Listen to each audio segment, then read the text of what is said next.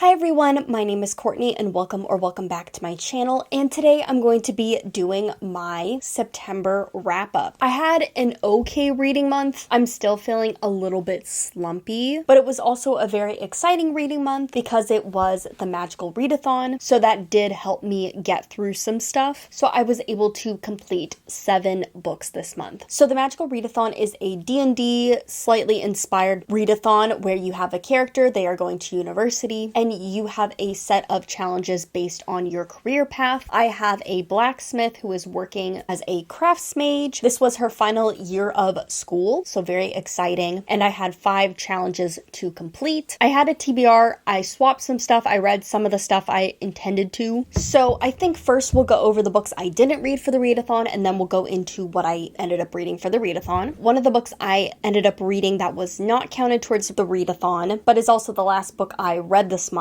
is going to be Heartstopper Volume 5 by Alice Oseman. This is a continuation of the Heartstopper graphic novel series. There is one more coming out after this. I'm like 99% sure that I did read these chapters online because it is available as a webcomic. So this very much felt like a rereading experience, but it was very good. One of the things I've been having problems with young adult books that happen to be queer is that it gets very much sit down in a circle and discuss our feelings. It just ends up being a lot of Tumblr-y discussions about identity, and like those conversations are really important, but they often just never feel very genuine, or they just feel very staged, I guess, or they're just not enjoyable to read because I'm obviously grown past those kind of conversations. And so I get their importance, but they really bog down a young adult novel for me now. I don't know how Alice Oseman does it, but I feel like they are the only person that I've read. They kind of have these discussions, but they always feel natural and authentic. So we have Charlie discussing stuff with his therapist. We have Charlie and Nick discussing stuff with their friends, stuff that does deal with identity, stuff that deals with just their everyday life and what they're planning to do for the future. This book is really about that journey, and just none of the discussions felt inauthentic, and none of them felt like, let's get in a circle and discuss like gender and sexuality stuff in a very like teenage way. I don't know how to put it. It felt authentic. It didn't bog down the story, and I really enjoy this graphic novel. I'm sad to see it ending soon, but I really enjoy it. And if you're a fan of the TV series, it sticks pretty closely to the original graphic novel, so it's not necessarily material you need to read. Especially these later installments I feel like are very close to what you get in the TV series, but it is nice to see it in a different format. I like Alice Oseman's writing. Like I said, I like Alice Oseman's drawing style, and so this was just a nice thing to read this month. The second thing I read this month that I couldn't connect to a reading challenge is going to be A Dark and Drowning Tide by Allison Saft. This I started at the end of last month, beginning of this month, and A Dark and Drowning Tide is an adult fantasy novel. It is a standalone, and it is sapphic. I believe this is her first sapphic novel as well as her first adult novel, and I felt very similarly to this one that I felt to her young adult story that I read. This ended up being like a 2.75 for me, 2.5 star for me, just very middle of the road meh. When I started out this novel, I had heard some things that it wasn't so great,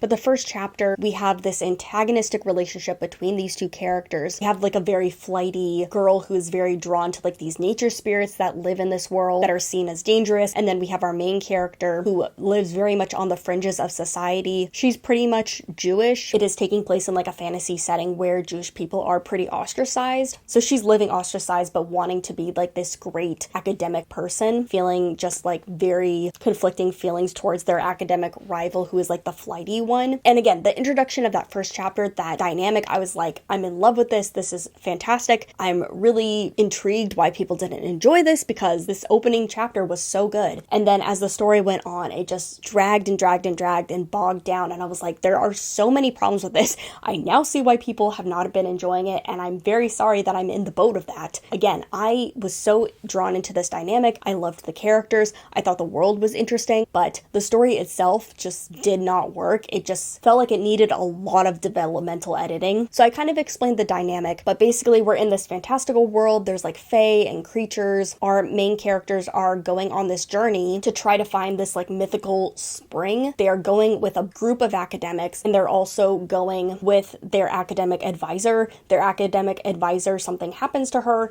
and then they are on like this mystery of trying to figure out who did what they did to her. I don't know if it's a spoiler, so I'm trying to keep it like vague, but basically it's our main character who's ostracized from this main group of people trying to solve this mystery with her love interest, and it just felt really messy developmentally. The world was just not fleshed out. It needed so much more work, especially because, again, there was so much that I liked about it. There was so much that I found interesting. You have all these different regions, and each of our academic characters are from a different region. They're like the royalty or the court from that region, coming together, working together, trying to find this mythical spring, and a lot of them being very antagonistic to our main character. There's a lot of interesting dynamics with that, but it didn't work. The way that information was laid out, it felt like we had started in on the second book in a series. A lot of this book, it really felt like right in the middle of everything, and everything just wasn't explained well, or it felt like things were just not done well, but also the stuff that was info dumped to us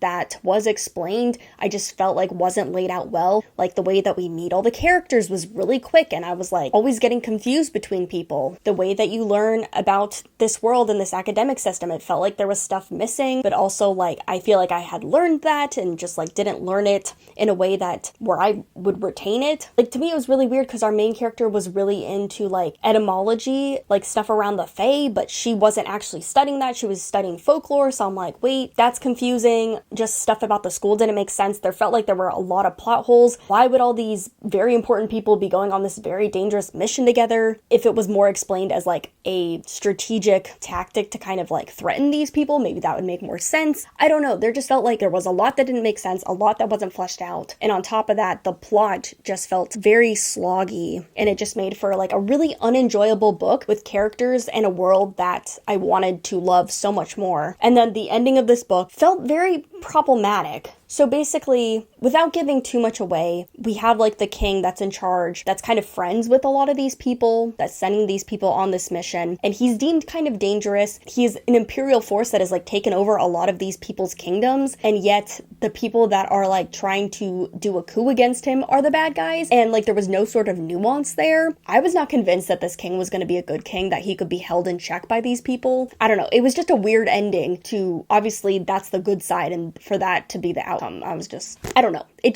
did not work as a book for me, and it was really unfortunate because I was really looking forward to it, and again, loved like the first chapter we got, but quickly felt like we had entered the story at the wrong spot and just like was not learning the information we needed to be learning for this to be a compelling, well-paced story. So that was unfortunate. I have one last book that I didn't read for the readathon. I believed I talked a little bit about this book last time, but I have since finished it so we can talk about it more, and that's going to be The House of Spirits. I got this wrong last time. I said that it was an Argentinian author, but it's actually a Chilean author. Upon further research, this does not take place in Argentina or Chile. It takes place in a fictional South American country, technically. A lot of people think it's based on Chile, but it's technically not. But this is a historical fiction / magical realism classic, wherein we are following this family and like the magical people that live in this family, and kind of the generational story of this family and like the hacienda to like modern day. So you're kind of getting like Victorian in South America to like 1930s, 1940s, I would say. And the big thing about the ending of this novel is that it's dealing with a peasant revolt and then a fascist takeover. And oh my gosh, the ending of this novel is just so powerful and like so important. I feel like this book needs to be read by people right now. I know we talk a lot about dystopians, we talk a lot about like World War II fiction, but this feels very, very prevalent for our now, and I highly, highly recommend it. It's gruesome. Basically, everything bad or triggering that could happen in a text happens. It uses like every slur. There's a lot of rape and misogyny and just like a lot of violence and a lot of bad stuff, but it's really, really, really excellent novel. I really can see why this is a modern classic. Maybe I spoiled it, but like that fascist dictator ending, it kind of came out of nowhere, but like not really. You're seeing it build through the entire story to this political moment. Holy heck, that happened. So I don't even know how to rate this one. I don't think I did. Now I'm feeling like a 4-star, 5-star. Like it's just a book that I'm going to think about a lot, and I would love to like be in a discussion class for this book. I haven't read an impactful novel like this in a long time, and it just reminds me that maybe I should be, because it really was intellectually invigorating. It just felt like a story I should be reading for the now now to understand like our now. I don't know, it was intense, but a very excellent novel. So let's now get into what I read for the Aurelium. I guess we'll just go in order of challenges versus how I read these books. For our first challenge, I had to read something that added up to prime numbers. I wasn't quite sure if it was like the title, the number of letters had to be prime, or if it was like the number of words had to be prime, but I read A Few Rules for Predicting the Future. This is 31 letters and 7 words, so it's prime either way. But this is a short essay by Octavia Butler. I think it was originally like a very short article, like a 3-page article, and they've like spread it out, and they have like segments and pictures throughout it. So it's not really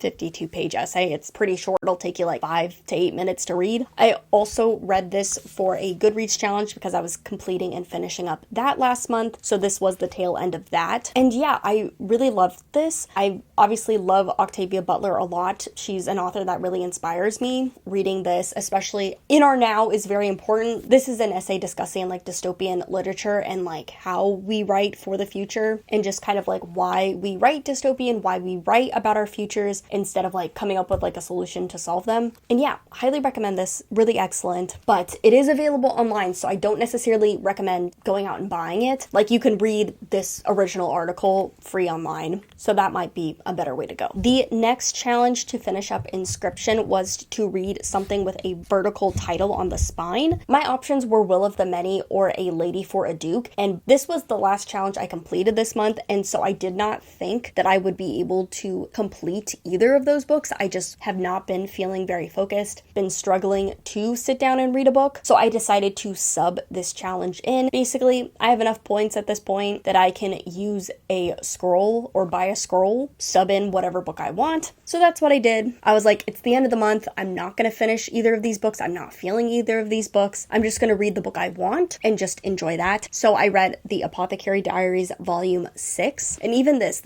is short. It's very big spaced. It took me a couple days to read this when really I should be able to finish this in an afternoon. That's just like how my mind has been spiraling this month. Just a lot going on in the US politically. Yes, this is a continuation of The Apothecary Diaries. This is a historical fiction drama mystery series, but technically is not historical fiction. Like it's taking place in a fantastical world that is inspired by China, but is not. There's no magic, but technically a fantasy world. And I love it. It's not like the best written, not the best translated. There's a little bit of awkward clunkiness to the writing that you kind of have to get used to. Honestly, they were getting better. I feel like this one was a step back. I felt like this one was a lot clunkier than the last couple ones have been, but I enjoy this story. I like getting to see our characters. It's going to be a while before we get another season of the anime or get more chapters of the manga. It's just taking a while, so this is the way I have to go if I want to know more about Mao Mao and what she's doing, so I'm going to continue to read them. So yes, that was my sub-in for that, and technically I guess it has the 6 upright, so you know, there's that. Doesn't really count, but I'm using a scroll anyway, so it's fine. The next challenge I have was to read the 9th book I saw on social media. I have myself figuring out what I'm reading on my TBR, and I got Don't Let the Forest In by C.G. Drews. This is a young adult horror, I guess paranormal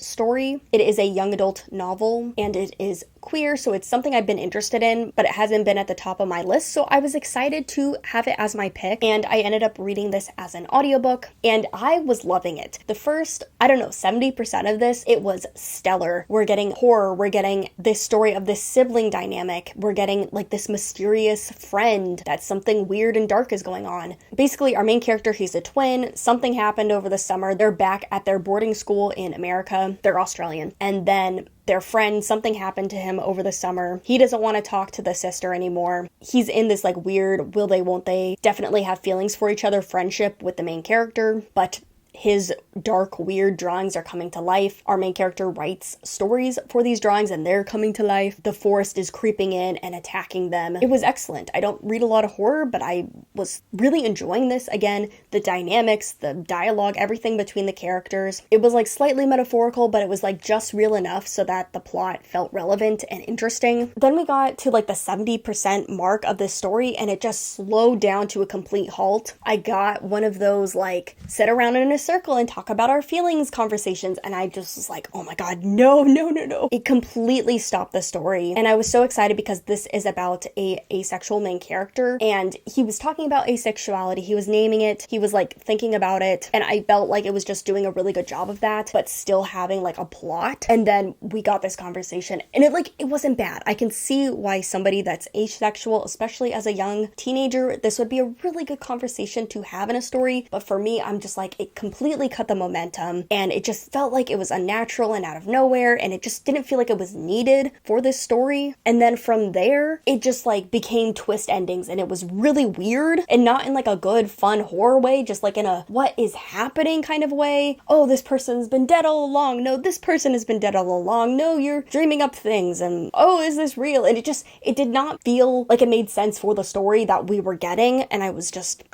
struggling those last 100 pages, those last like 80, 90 pages. I don't know how much story I had left, but I was struggling because I loved this story so much, and I don't know what happened. It was not the story I wanted, especially from what was happening previously. That's just not where I thought we were going, and I did not enjoy those twists. I did not like the ending of this book, and it was like a 1-star read. So we went from a 5-star, I thought this was going to be my new favorite book, I thought I was going to be talking about it a lot, to like a 1-star, and I was just like, So this leaves the book at like, again, a 2.5, 2.75 stars, just like really middle of the road to kind of like balance out that 1-star and 5-star feeling, I guess. This one really upset me because, again, I was really enjoying it for the majority of this book, so the ending just really took me out. That was unfortunate, but I completed the challenge. The next challenge I have was to read a book with a portal or a door or an archway. And for this, I read The City We Became by N.K. Jemisin. And then we have The Arch of the Bridge, which completes that challenge. But this is a adult fantasy. I would say it's sci-fi fantasy blend, more fantasy leaning, but it has an element that's like sci-fi cosmic horror leaning, Lovecraftian horror leaning. It's technically categorized in the fantasy section at the bookstore, but it has a little bit of sci-fi elements. It has a little bit of the cosmic horror elements. But basically, we are in a city. This city is doing this process that a lot of cities have gone through in the past, which is like it's awakening, it's becoming its own being. And so we have the main city that's of New York City. Have I said that? It's New York City. The city is awakening, becoming this being, becoming this sentient person. And then there's the 5 boroughs of New York that are waking up as well. And the city is going through the process of awakening. And it's a big moment because the city awakening is very vulnerable, and so like this cosmic horror from like this parallel universe is like coming in, and these people, these boroughs of New York have to like fight it and also like awaken the city fully. I'm not one for parallel universes. I feel like it's a plotline that's gotten very tired over the last couple years, especially in like fantasy and like Marvel cinema. It's just not something that I particularly like to explore, but I really, really enjoyed how it was done in this. We have our 5 boroughs, we have all the different characters, we have the different POVs. It's fantasy, it's action, but these characters, they felt real. They had their own issues that they were dealing with while also struggling in this world that's like coming alive. I had read the short story that like was the inspiration for this. I knew I was gonna like it because of that, and I'm just so excited that I really did love it as much as I was anticipating liking it. I love N.K. Jemisin's storytale approach. Feels very cinematic, but not in the typical way that I say cinematic. It feels cinematic in that N.K. Jemisin is like a camera, or she is a director, and she is directing the shots very carefully, not hand-holdy at all, but just like she has a very specific image, directorial, like mind's eye view of the story and how she's gonna tell it, and she just like very much zooms in and out and is able to do it very effectively. And again, it just makes for really compelling characters that we don't get a ton of time with because we are splitting the POVs between a lot of different people, but it's just, again, it's just effective, action-packed fantasy with just like great characters. It's just visceral and immersive and just terrifying and excellent, and this was like a 5 out of 5 star read. Finally, this year, I've really been struggling, but I love N.K. Jemisin. I should have known that I was really gonna love this. It almost reads like a standalone. You can read it as a standalone. I feel like this would be a great, excellent first N.K. Jemisin novel to read. If you're a little bit intimidated by the Broken Earth trilogy, maybe start out with this. I should read the second one soon because I need to read something that I actually enjoy because I've been struggling. But this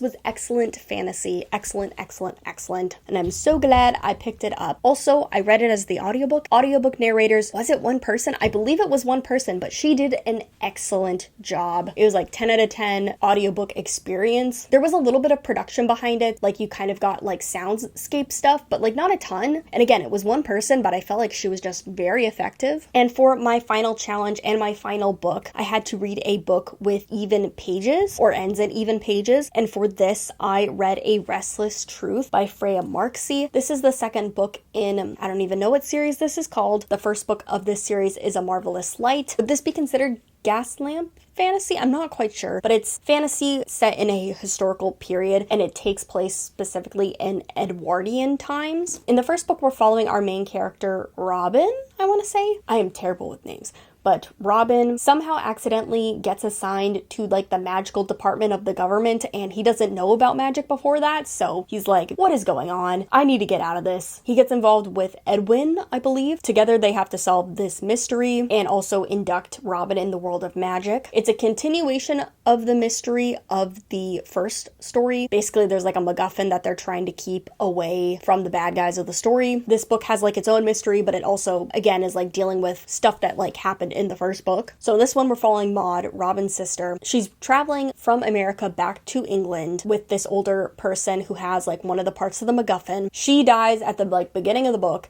and so Maud has to bring some people together to help her out to solve this mystery and to find the item that is missing because she doesn't know what it is. And so it's like part murder mystery, part romance, part fantasy, and it is dual perspective with our secondary female lead and love interest, who is a magician who is gaining an inheritance after somebody passed away, and she's kind of like a trollop. So you have like ingenue, very new, doesn't know much about her sexuality, doesn't know much about the world, has been very sheltered, with like a older character, not too old, there's not that much of an age gap, but like slightly older character, more worldly character, who is very much bisexual and has been exploring that. That dynamic in itself isn't like my favorite, especially for like sapphic books, but it was fine. I liked both of the characters. I liked the side characters that we have. The biggest thing about this is that I guess I'm not really a big fan of like being stuck on a boat. Just not my favorite. Setting wise, I feel like I've read a couple other books like that and I haven't enjoyed them either. I feel like I should like closed door mysteries. But the thing about these books is that the mystery element is not really a mystery. It's not really something you as the reader are gonna solve. It's just kind of gonna be revealed to you as the character like discovers stuff. It's not something like you're really gonna put clues around to figure out, which is fine, but like not my favorite, especially if you're going to be a mystery story. I like figuring stuff out, and I'm normally pretty good about it, so just didn't have any clues that you could figure it out. You're just kind of reading it to read it. The magic of this world, fine. Don't have any qualms about it. The romance, again, wasn't my favorite in this one. I really liked the romance in the first one, so I was sad that the sapphic one just was kind of just okay for me. I like where they ended, though. I really liked the resolution of these characters. They're in this confined space with a